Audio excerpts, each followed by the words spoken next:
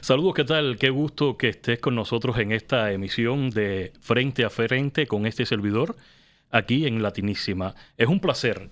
Señores, el programa de hoy es un programa bastante interesante, un programa de muchísima actualidad, porque vamos a estar hablando de uno de los temas más sensibles que ha traído la administración de Donald Trump después que llegó a la Casa Blanca en su segundo mandato en enero de 2025. Y ha sido el tema migratorio, fronteras cerradas. Personas dentro de los Estados Unidos con procesos migratorios legales, con suspensión, por ejemplo, de permisos de trabajos, suspensión de programas que la administración anterior de Joe Biden, como el parol humanitario y el CBP-1, están en riesgo ahora mismo. Voy a estar conversando con dos voces especializadas, pero más adelante se las presento. Quiero que ustedes disfruten y que puedan entender lo que está ocurriendo ahora mismo en los Estados Unidos de América. Tierra de libertad era el estandarte que hoy se está convirtiendo realmente en una pesadilla para muchos latinoamericanos y en el mundo en general que desean conquistar ese sueño americano. ¿Cómo están las cortes de migración? Vamos a observar este video con este material periodístico y después regresamos aquí a estudio. Uno tras otro, así salían detenidos por agentes federales inmigrantes que se presentaron a su cita en una corte de inmigración en Phoenix, Arizona. Desestimaron nuestro caso y ahora ellos aquí nos están deteniendo. Entre los detenidos había cubanos, venezolanos, mexicanos y esta colombiana, quien entre lágrimas decía que no entendía por qué se la llevaban detenida. ¿Venías a tu cita en corte solamente? Mi primera corte. Según nos contó este abogado, era la primera vez que su cliente se presentaba en corte y al llegar le desestimaron su caso. Después fue detenido por los agentes federales. No, eso no lo sabíamos. Simplemente lo que ocurrió fue al salir de corte, los oficiales preguntaron si el caso había estado desestimado. Al decir que sí, pues simplemente lo tomaron en custodia. Esta madre junto a su niña pequeña también salió custodiada por los agentes, quienes subieron a los detenidos en vans blancas. Algunos iban esposados. Y nunca pensé, la verdad, nunca me imaginé que les hicieran eso. Ellos querían ir al baño y lo metieron para allá y ya no los vi. Eso relata Hilda Ramírez, quien acompañó a su hermana y sobrino a la corte esta mañana sin saber que terminarían separados. Contactamos a AE sobre estos arrestos, pero seguimos esperando una respuesta sobre el operativo. Bueno, así las cosas aquí en los Estados Unidos de Norteamérica con el tema migratorio. Mi tribuna siempre va a ser una tribuna de muchísimo respeto, por sobre todas las cosas. Mi voz va a ser siempre una voz de muchísima empatía con las familias de los migrantes que ahora mismo están en riesgo en cualquier parte, ¿no?, de los Estados Unidos. Quiero compartir con ustedes antes del inicio, antes del diálogo, algunos datos estadísticos. Es que la población inmigrante total aquí en los Estados Unidos, según un reporte del pasado año 2024, superaba más de 46 millones de inmigrantes que viven dentro de esta gran nación. Ellos representan aproximadamente el 13.9% de la población de todo el país. Estados Unidos es el mayor país con número de inmigrantes en todo el mundo. Es un país que siempre ha recibido a todo el que llega pidiendo asilo político, pidiendo iniciar o reiniciar sus vidas en esta gran nación a través del trabajo y todo lo que ofrece, por supuesto. Estar viviendo en la primera economía del país, en la potencia mundial. En fin, de verdad es un tema muy sensible que vamos a conversar. No vamos a definir partidos políticos, no vamos a justificar. Aquí vamos a hablar con objetividad y vamos a hablar también con muchísima claridad. Para ello, bueno, me acompaña aquí en el estudio Esteban Hernández. Él es un venezolano, analista político republicano y licenciado en Ciencias Políticas, graduado de la FIU aquí en la Universidad de la Florida. Así que bienvenido al programa. Muchas gracias por la invitación, un gusto. Tenemos vía Zoom a un abogado de migración porque con él vamos a estar conversando sobre muchos procesos o muchas aristas que tiene el proceso de ser inmigrante ahora mismo. Negar Granado, abogado de migración, vía Zoom. Bienvenido aquí a Frente a Frente. ¿Qué tal? ¿Cómo estás? Buenas tardes, Orelvis. Para mí un placer acompañarte. Un saludo a Esteban y a toda tu audiencia. Bueno, vamos a comenzar contigo, abogado, por la realidad, lo sensible de estos acontecimientos que están ocurriendo aquí en los Estados Unidos. Y la primera pregunta que quiero hacerte es que ¿qué ha traído drásticamente, ¿no?, la llegada al poder en materia de migración de Donald Trump en este segundo mandato? Ojo con esto, y es bueno aclararlo. En su campaña, él dijo que iba a limpiar a los Estados Unidos literalmente de migrantes, de criminales, aunque hemos visto otra cosa. Tu lectura, abogado. Sí, para mí es el cumplimiento de una campaña política la hizo y juró deportar, la deportación más grande en la historia de los Estados Unidos, deportar a más de 2 millones de inmigrantes. Ahora, yo quiero hacer un paréntesis para poder contextualizar esto, ¿no? Debemos saber que la diferencia entre migrante y exiliado, y la diferencia es sucinta. El inmigrante es la persona que se prepara para salir de su país y ser recibido al país al cual migra con una visa que le permite entrar legalmente, sea una visa de trabajo, sea una visa de estudio o sea una petición familiar para hacerse residente permanente. Partiendo de allí debemos entender de que hay dos tipos de visa de acuerdo a la ley de inmigración. Una visa de no inmigrante, que son las visas que nos permiten venir por un tiempo determinado, por una misión determinada, un objetivo determinado, y una vez concluida ese tiempo que nos permite la visa estar en los Estados Unidos, debemos regresar a nuestro país de residencia. Y las visas de inmigrante, que son las visas que nos permiten llegar como residentes permanentes a los Estados Unidos. Partiendo de allí, cualquier otra persona que llegue a los Estados Unidos que no venga preparada para ser recibido como migrante es una persona que se considerará un exiliado. Y ahí es donde tenemos que entender que muchas personas llegaron con una visa de turista y por condiciones adversas en su país de residencia llegaron a los Estados Unidos como turista y pidieron un asilo, que es un procedimiento para pedir protección por demanda de persecución al país de donde viene.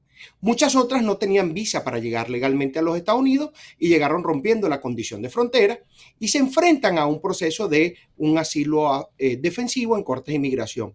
Y ese video que nosotros acabamos de ver es un video que representa actualmente la situación en las cortes de inmigración. ¿Qué es lo que está aconteciendo? Que muchas de esas personas no cumplieron con el mandato de la ley. La ley establece que la persona que viene a pedir protección en modalidad de asilo debe presentarlo antes de cumplir un año de haber ingresado a los Estados Unidos. Y partiendo de allí debemos entender de que lo más seguro es que esas personas no presentaron su asilo oportunamente o esas personas no se presentaron a las condiciones que le estableció el oficial de migración cuando rompió la condición de frontera. Ahí quiero llegar. Muchas personas llegaron al puesto fronterizo, se entregaron a las autoridades, esas autoridades le dieron una libertad con condiciones y esas condiciones le imponía a esa persona cumplirlas. ¿Como cuál? Presentarse ante ICE las veces que fuera llamado. No mudarse sin la debida autorización por parte de la Policía de Inmigración, de ICE. Cumplir con las presentaciones en entrevistas o audiencias que fuera llamado. Si esa persona fallaba cualquiera de las obligaciones que le imponía, lo ponía inmediatamente en un proceso de deportación final. Así esa persona haya tenido un asilo pendiente, lo que hacía el juez de migración por petición del Estado, por petición del gobierno, era desestimar ese proceso y dejar a esa persona desamparada para que fuese directo a un proceso de deportación. Ahora, qué bueno que me tocas el tema de dejar a una persona desamparada cuando está en medio de un proceso de remoción del país por haber cruzado ilegalmente la frontera de los Estados Unidos. Yo soy de los que creo, ¿no?, que cada persona tiene una historia. Abogado, ¿qué usted le recomienda? Y es mi segunda pregunta para usted. ¿Qué usted me recomienda? No solo a mí, sino también a las personas que están en condiciones sensibles ahora mismo antes del cambio migratorio que está existiendo en los Estados Unidos, que tiene corte, que está bajo un proceso de supervisión de la agencia federal ICE y que realmente siente miedo porque cree que lo van a deportar. ¿Cuál es la recomendación de un abogado hacia esas personas cuando tienen su corte o cuando tienen su chequeo anual, por ejemplo, en las oficinas de ICE?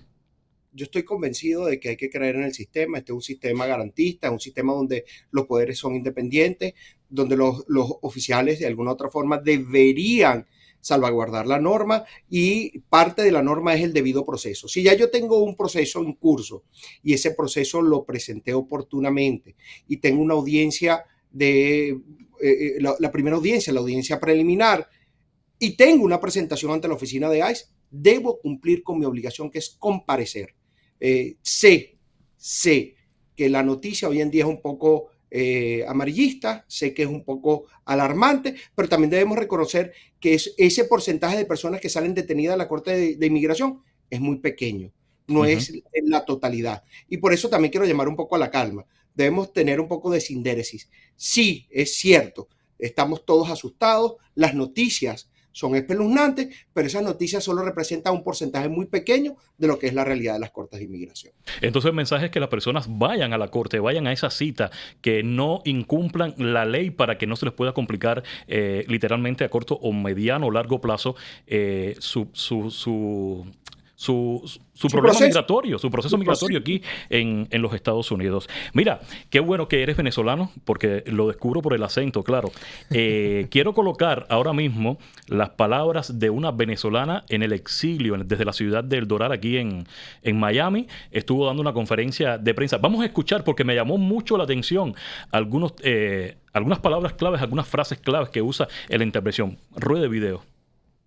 La injusticia que están haciendo con la comunidad venezolana se está yendo de las manos. O sea, nuestra situación el día de hoy aquí, de verdad, es grave. Crítica. Crítica. Nosotros ya no sabemos a dónde ir, no sabemos qué hacer, no sabemos a qué santo pedirle. Ya no sabemos ni siquiera a quién buscar. Estamos pidiéndole justicia y ya no sabemos a quién. ¿Qué le hicimos, Donald Trump? ¿Qué le hicimos los venezolanos para hacerle esto? Son más de 600,000 venezolanos. Son más de 240,000 venezolanos que vinieron con esperanza de llegar con un paro humanitario, reunirse con familias en este país. Seres que tenían años sin ver en este lado del mundo, que lograron reunirse de este lado del mundo. ¿Por qué les está haciendo esto? ¿Qué le hicimos? Muchos creyeron en usted, muchos apostaron a esta administración, que usted iba a hacer el cambio para Venezuela, que usted iba a quitar ese régimen. Y hoy solamente están viendo una desgracia. ¿Sabe cuánta familia hoy está desesperada porque la están separando? Nosotros tenemos la convicción, tenemos la seguridad y le puedo demostrar que han separado a una familia, que la llevaron a la corte, a la niña le dieron el asilo y al papá lo metieron preso y no se lo dieron. Esa niña va para un hogar sustituto. Y el papá está preso y no ha llegado la niña al hogar sustituto porque el papá no lo consigue. Tiene que firmar la orden para que la niña se vaya a un hogar sustituto. Están separando familias venezolanas. Yo tengo gente que está parada aquí que no tiene estatus, que me dice todos los días, Helen, ¿qué vamos a hacer? Y ustedes lo saben como periodistas. ¿Qué vamos a hacer? Ustedes mismos me preguntan a mí, ¿y ahora qué? ¿Y ahora qué? Bueno, con el permiso de usted, abogado, vamos a conversar ahora con Esteban Hernández, analista político republicano. Es bueno que quede bien claro eso. Esteban, yo quiero hacerte la primera pregunta, ¿no? En esta conversación y hablando de este tema tan sensible, ¿qué desafíos enfrenta ahora mismo la comunidad de venezolanos después de la desaparición del TPS o el juego de desaparecer, ¿no? El TPS está en batallas legales, eso lo conocemos. Los desafíos del exilio venezolano ahora mismo. Mira, son unos desafíos muy grandes y a ver, en el tema del TPS yo siempre he sido muy crítico, no tanto con la decisión, yo creo que así como el presidente, independientemente de quién sea, ¿no? Tiene la potestad de ponerlo, también debería tener la potestad de quitarlo, porque más bien el hecho de que las cortes prohíban o traten de evitar cada vez que un presidente trate de quitar un TPS, lo que hace es que sea menos probable cada vez que sigan aprobándonos este tipo de protecciones, que en muchos casos son evidentemente necesarias. Pero en este caso, yo, ¿qué es lo que he dicho? Más allá del tema de que Donald Trump quiera o no quitar el TPS, a mí lo que me hace muchísimo ruido son los argumentos que están utilizando, sobre todo entendiendo quién está en el Departamento de Estado actualmente. La secretaria de Seguridad Nacional, Kristi Noem, emitió los argumentos por los cuales ella considera que es necesario la revocación del TPS, entre los cuales dice que la situación sanitaria ha mejorado en Venezuela, que la situación económica ha mejorado en Venezuela, que es un país más seguro del que era antes, ¿no? Y lo llamativo aquí es que dice en consulta con el Departamento de Estado. Pero es que a mí me llama la atención, Marco y disculpa Rubio, que yo entre en la conversación, sí, es que la administración también se ha sentado o sea, ha enviado a personas que trabajan directamente en la administración de Donald Trump a sentarse con personas del régimen de Maduro. Sí, pero fíjate, ellos pueden hacerlo desde un argumento América primero, lo estamos haciendo para rescatar a nuestros ciudadanos. Estados Unidos siempre ha hecho eso de buscar los mecanismos necesarios para rescatar a ciudadanos. A mí nuevamente lo que más ruido me hace es el tema de los argumentos, porque entonces por un lado te dice eso y por el otro lado el propio Departamento de Estado te dice no viajes a Venezuela si eres ciudadano americano, usando los mismos argumentos pero al contrario para justamente lo que es la revocación del TPS. Ahí hay una contradicción bastante grande y yo creo que debería haber un poco más de consistencia. Ni siquiera estoy diciendo, bueno, que la línea sea automáticamente que dejen el TPS, pero que haya consistencia entre lo que se está diciendo y lo que se está aplicando, porque lo que vemos es una contradicción enorme y por supuesto que hay muchos retos dentro de la comunidad venezolana. Las políticas migratorias de de Joe Biden, la administración pasada, de fronteras abiertas, donde realmente vinieron personas aquí a los Estados Unidos con características específicas. A mí me gusta llamarlo de esa manera, características específicas. Yo no soy nadie para juzgar si son delincuentes, si son pandilleros, en fin. Pero sí se ha demostrado que han existido personajes venezolanos aquí dentro de los Estados Unidos que han tratado de desestabilizar y desacreditar también a la comunidad venezolana. ¿Te parece que esto esté repercutiendo para responder? Me viene a la mente el llamado de la señora que pusimos a la venezolana. Helen Villalonga, que decía, ¿qué le hemos hecho a Donald Trump los venezolanos? Porque sí, la comunidad venezolana la vimos los días antes, y es bueno resaltarlo aquí en el espacio, ¿no? Al menos aquí en Miami, apoyando la candidatura de Donald Trump. Ustedes hicieron mítines por casi toda la ciudad de Miami y ahora están recibiendo todo lo contrario. ¿En qué proceso están ustedes los venezolanos ahora mismo respecto a las políticas migratorias de la administración? A ver, pero es que incluso te puedes salir de la comunidad venezolana. Han hecho una encuesta que salió recientemente de la cadena de noticias CNN y dice que la mayoría de los inmigrantes apoyan las políticas migratorias de Donald Trump, porque precisamente esto fue lo prometido. Yo puedo entender que en ciertos casos, y nuevamente en el caso de la comunidad venezolana, para mí es ilógico, y sobre todo con el tema de los argumentos que están dando la revocación del TPS, pero esa narrativa de que la gente está arrepentida, yo voté por Donald Trump, tú me vuelves a poner a escoger entre Kamala Harris y Donald Trump y vuelvo a votar por Donald Trump, porque el que entiende la situación en la que está este país entiende que precisamente, o en la que estaba, ¿no?, bajo Joe Biden, entiende que se tenía que hacer algo. Incluso uno como venezolano tiene que ser el primero en rechazar el tipo de individuos particulares, como tú muy bien los estabas llamando, ¿no?, que entraron a este país con nacionalidad venezolana y que con su acento bien marcado nos estaban manchando por completo la imagen. Estamos viendo que Donald Trump pasó de en su último día de su primera administración de otorgar un DD a los venezolanos, ahora revocar el TPS. ¿Qué es lo que cambió? Precisamente lo que estamos viendo en los medios de comunicación. Un leíto oficial que salía a decir invadan las casas, unos individuos presuntos miembros del Tren de Aragua, que fueron los responsables del asesinato de Laken Riley, de la violación y asesinato de la niña de 12 años, Jocelyn Nungaray, en el estado de Texas, que sometieron a un complejo residencial completo en Aurora, Colorado. Entonces, cuando tú ves todas esas imágenes, ¿no? Y cada vez que abres el reportaje decía venezolano, bueno, Donald Trump decía, yo quiero deportar acá unos individuos, que era lo que tocaba. Y lamentablemente pagan justos por pecadores. Siempre es así en este tipo de políticas. Pasó, por ejemplo, en El Salvador con Nayib Bukele, cuando comenzó a aplicar estas políticas radicales pero necesarias para garantizar la seguridad en El Salvador. Ahí hubo personas inocentes que fueron apresadas, que bueno, con el tiempo se dieron cuenta, mira, esto fue un error porque tenían un tatuaje que no era el que correspondía, y después terminaron siendo liberadas. Pero evidentemente son medidas duras que hay que tomar, y yo creo que lo que debería tratarse de buscar es precisamente una vía alternativa para que los ciudadanos de bien puedan estar protegidos sin darle esa protección a los ciudadanos de mal, que no son los que queremos acá. Es bueno resaltar algo porque a mí me llama mucho la atención. El sistema migratorio en los Estados Unidos es algo que lleva muchísimo tiempo fracturado. Totalmente. Eso hay que dejarlo bien claro en esta conversación. Yo veo que, y es mi lectura muy personal, claro está, que la migración ha servido para hacer campañas políticas en los políticos. Sí. O sea, los políticos en su momento toman un tema tan sensible como la migración para crear, ¿no?, seguidores, en fin. También soy de los que cree que el sistema migratorio norteamericano necesitaba una mano dura. Soy de los que creo eso, pero también soy totalmente de los que creo que se le está pasando la mano, porque hemos visto imágenes de verdad bastante fuertes, y es mi criterio personal. No tengo partido político. Y está bien tener el criterio personal. A mí lo que me llama la atención es que cuando Barack Obama, que deportó más... Déjame decirte algo, la gente, y esto basta con hacer un simple cálculo con la calculadora de su teléfono. Si Donald Trump mantiene los números actuales de deportación con estas detenciones y estas imágenes horribles que estamos viendo en los medios de comunicación, no va a llegar a los números de Obama, no va a llegar a los números de Bill Clinton, que fueron muchísimo más superiores, y que evidentemente bajo esos gobiernos pasaban las redadas y pasaban esto que estamos viendo. Lo que pasa es que los medios no lo reseñaban. Entonces ahí también hay una responsabilidad precisamente de los medios de comunicación, que lo que han hecho es, bueno, satanizar absolutamente todo, y no les está funcionando. Te lo repito, la mayoría de los migrantes, de los que pueden votar, están apoyando las políticas migratorias de Donald Trump. Entonces acá evidentemente hay que ponerle, digamos, su justa dimensión, porque yo no vi ningún tipo de protestas como las que estamos viendo, por ejemplo, actualmente en Los Ángeles con el tema de las redadas bajo los otros gobiernos demócratas, que hacían exactamente lo mismo. Claro, entiendo perfectamente tu punto de vista. Vamos a volver nuevamente con el abogado, porque a diario ocurren nuevas reformas, o sea, no reformas, no, discúlpame. A diario ocurre cualquier tipo de noticia. La gente tiene mucha expectativa con el tema de migración ahora mismo aquí en los Estados Unidos. Se dice que es posible que Donald Trump, abogado, pueda revocar los procesos de asilos políticos de millones de migrantes que están bajo esa categoría, suspender los permisos de trabajo. Usted como conocedor de las leyes, ¿puede ocurrir eso?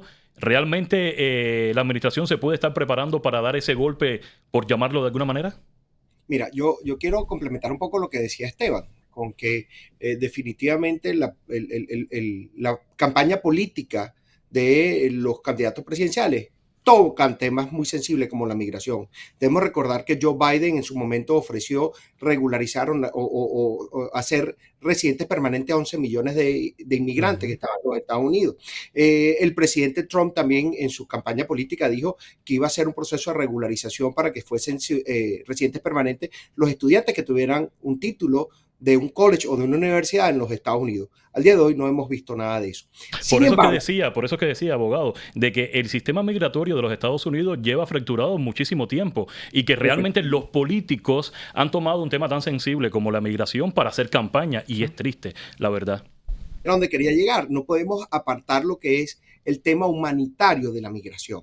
O sea, cuando nosotros vemos que existen visas para venir legalmente, para trabajar y estudiar, y que esas visas el día de mañana me pueden permitir llegar a ser residente permanente, también debemos entender que muchas personas no pueden llegar con una visa de esas aquí a los Estados Unidos, llegan con una visa de turista y a lo mejor aplican a un proceso de asilo porque es el único mecanismo que tienen para pedir una protección. Debemos entender que el asilo no es una visa, el asilo se aplica estando ya en los Estados Unidos. Ahora bien, yo estoy totalmente convencido que de acuerdo a los estándares internacionales y de acuerdo a la ley de inmigración de los Estados Unidos, es muy difícil quitar del medio el asilo como protección, porque Estados Unidos suscribe acuerdos internacionales sobre lo que es el reconocimiento y la protección de la persona perseguida a través del asilo o el refugio. Adicional a eso, lo prevé en su fuero interno dentro de la Ley de Inmigración y Ciudadanía de los Estados Unidos. También prevé dentro de los manuales de procedimientos de USCIS la obtención de un permiso de trabajo.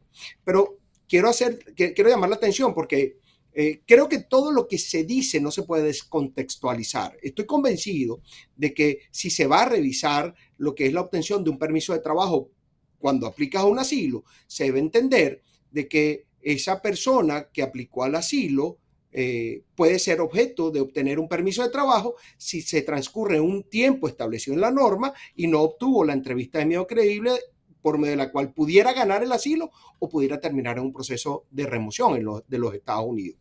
Y ahí es donde quiero llegar. Yo creo que es muy difícil. Yo creo que los Estados Unidos no puede violar los derechos civiles de las personas migrantes a tenerla 10 años, como un caso que revisé esta mañana, una persona que aplicó asilo en el año 2015, que no le ha sido resuelto su asilo afirmativo desde el año 2015, tiene 10 años en los Estados Unidos y tú lo prives de un permiso de trabajo. ¿Cómo se va a mantener esa persona? No va a poder. Y tampoco va a poder ser una carga para el Estado. También debemos reconocer que esa persona que tiene un permiso de trabajo, que esa persona que trabaja legalmente, es una persona que aporta a la economía de los Estados Unidos a través de la declaración de sus impuestos. Entonces, yo no creo que esto sea como se quiso decir. Creo que lo que van a buscar es un mecanismo para que esas aplicaciones de asilo sean resueltas dentro de los 21 días como establece la norma. Si esa persona gana su asilo, le va a llegar un permiso de trabajo y al cumplir el tiempo establecido en la norma de 1 año y 1 día va a poder hacer un proceso de ajuste de estatus para hacerse residente permanente en los Estados Unidos. Pero hay un dato bien interesante, fíjese. Para el año 2012, a nivel nacional, se habían aplicado 13.880 casos de asilo a nivel nacional para el año 2012. Para el año 2013 se aplicaron a nivel nacional 36.035 casos de asilo. Eso incrementa en más del 100% el año 2013 con respecto al año anterior, al año 2012. Lo que significa que hoy en día pudieran existir en las distintas oficinas de asilo de USCIS aproximadamente 2 millones de casos que humanamente no se van a poder resolver y no se van a poder resolver porque el sistema está saturado, al igual que pasa en la Corte de Inmigración. Son 3.700.000 casos que hay en las Cortes de Inmigraciones que no se van a poder resolver en el tiempo. Entonces, ¿qué es lo que yo creo en este momento? Que hay que tener una política clara de lo que es la migración, hay que tener una política clara de cuáles son las personas que no deben de estar en los Estados Unidos. Estoy totalmente convencido que fue una política de Estado del régimen de Venezuela mandar a miembros del Tren de Aragua para invadir a los Estados Unidos y para causarle daño a los Estados Unidos. Y no solo el régimen de Venezuela, ahí está involucrado también el régimen de La Habana, el régimen de Cuba, el régimen de Nicaragua. Claro, no, pero estoy hablando del tema de Venezuela porque la apreciación de Helen Villalonga, que es la persona que apareció en el video, es una apreciación donde estamos en desamparo y estoy prácticamente de acuerdo con ella. No es que nos ha hecho Estados Unidos, no es que nos ha hecho Donald Trump, porque no me gusta personalizar y estuve totalmente de acuerdo al inicio del programa cuando dijiste que no somos políticos. Sí, yo no estoy de acuerdo de que sea Donald Trump o sea Joe Biden. Lo que sí estoy de acuerdo es que debemos humanizar un poco más la migración. Claro. Yo estoy totalmente convencido de que si yo Estado, sin importar quién sea el que lo administraba, creé un programa de acuerdo a unos parámetros que se llamó Parol Humanitario para que vinieran solo 5 nacionales, 5, inicialmente ucranianos, posterior venezolanos y ampliado para nicaragüenses, cubanos y haitianos. Hoy en día, como yo Estado, los voy a dejar sin protección. Como yo Estado le voy a quitar la estadía legal que le había otorgado por 2 años. Como yo Estado voy a desconocer el permiso de trabajo.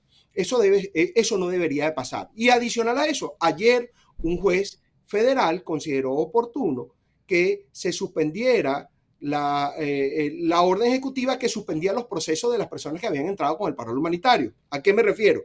Que esas personas cubanas podían hacer un proceso de ajuste de estatus y se había paralizado su caso de ajuste de estatus. Que esa persona con un TPS podía hacer la reinscripción del TPS, obtener un permiso de trabajo por el TPS y se había paralizado porque habían entrado con el parol humanitario. Lo cierto es que esto está comenzando y vamos a tener otros debates y otros programas analizando lo que está ocurriendo aquí en Estados Unidos con el tema migratorio. Esteban, antes de despedirnos, porque ya el tiempo se nos está agotando prácticamente, me gustaría que me dieras un análisis en un minuto, digamos, acerca de las protestas, lo que está ocurriendo en California, la desestabilización, donde la Guardia Nacional está en las calles también, la Marina los marinos acaban de llegar, ¿no?, a las calles también a apoyar a ICE. En fin, tu punto de vista, tu lectura. Bueno, primero que no son protestas pacíficas, ¿no? Hay que llamarlo como son actos violentos, son disturbios, se está violando propiedad privada, se están agrediendo funcionarios, se están incendiando vehículos justamente policiales, se está destruyendo las carreteras. Eso, los videos e imágenes lo hemos visto, a pesar de que algunos demócratas, como la congresista Maxine Waters, prácticamente dijo, no le crean lo que están viendo tus ojos, sino créenos a nosotros, ¿no?